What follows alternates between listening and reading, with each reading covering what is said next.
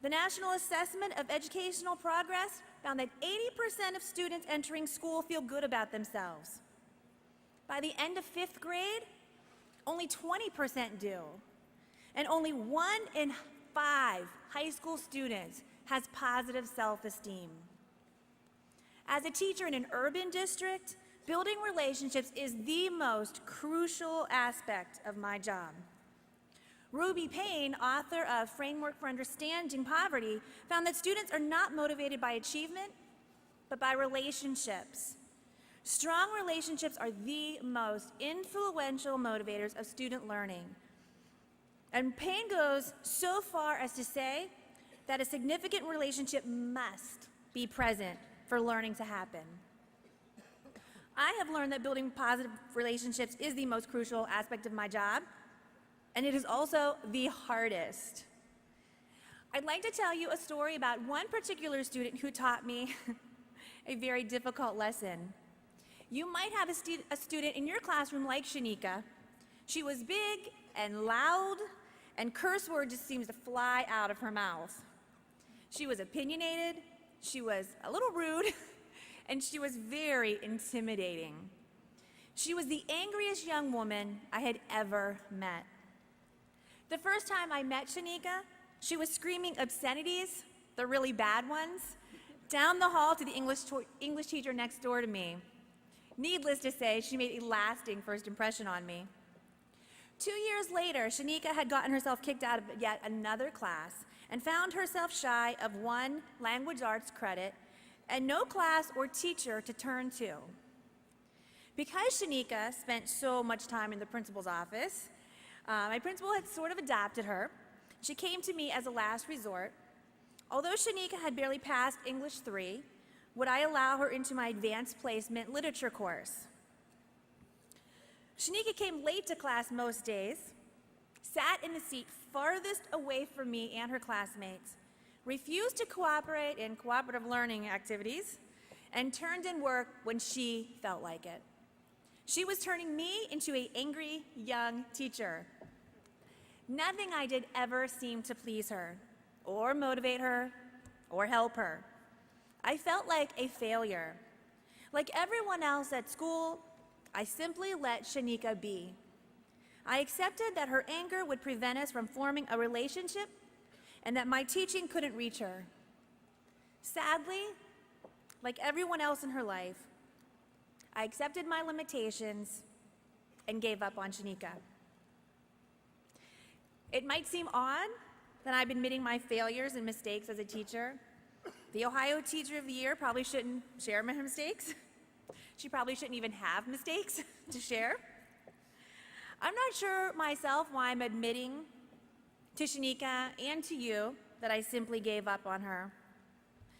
As a young, idealistic teacher, I dreamed of saving every child who stepped in my classroom.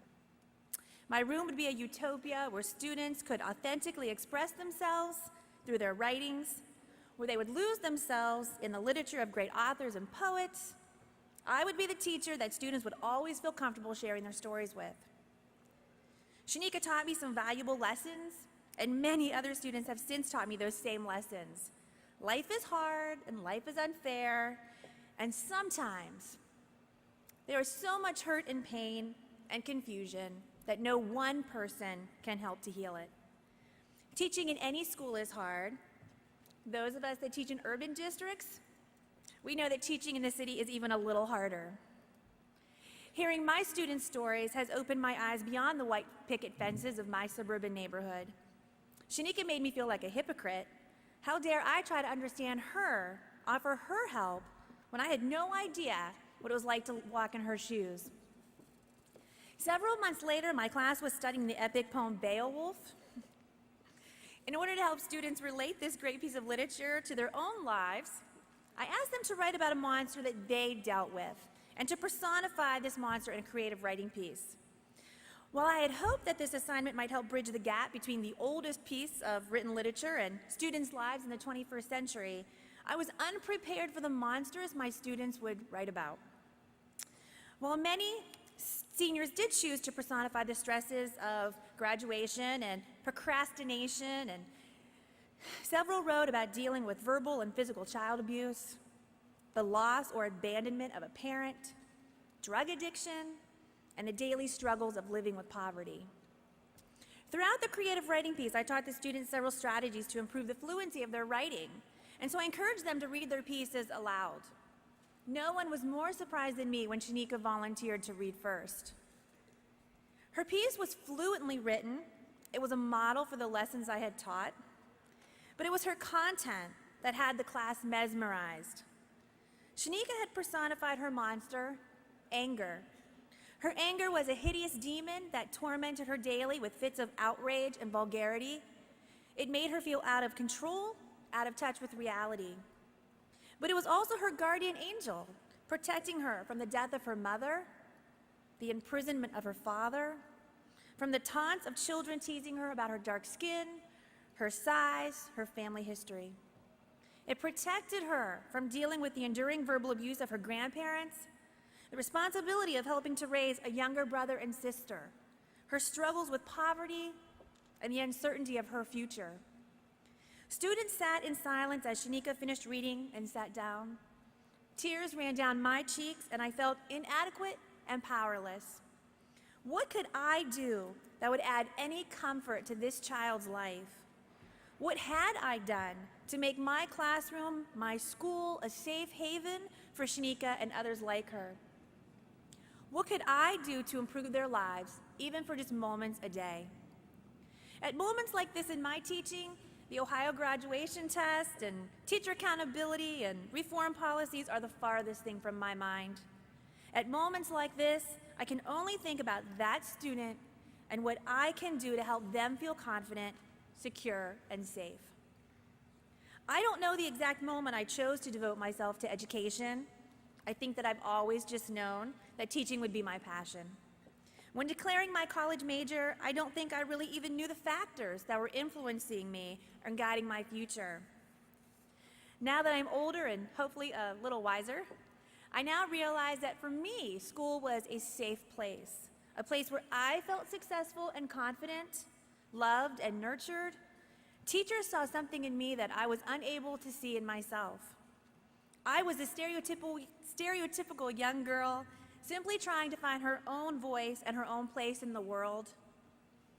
Diderot referred to young girls as saplings in a hurricane. I was that sapling, and without the guidance and support of my own teachers, I might have succumbed to the torturous winds of adolescence. What was I doing to create that type of environment for my students? This question has continued to guide my teaching, the way I relate to students, the literature I present to them, and the writing assignments I create for them. I want them to see portraits of themselves through great stories, and I want them to find their own authentic voices through their writings.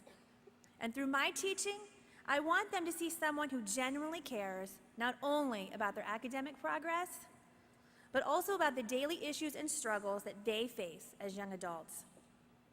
And so while I do lie awake at night worrying about my OGT passage rates, and if my students will master all of their content standards, and if I'm preparing them with all of the 21st century learning skills, I know that my success will not be measured by these things. Education is a daunting profession, and at times I find myself completely overwhelmed with the challenges it presents. I am only human, fallible and imperfect, and at times I feel like a failure and a fraud.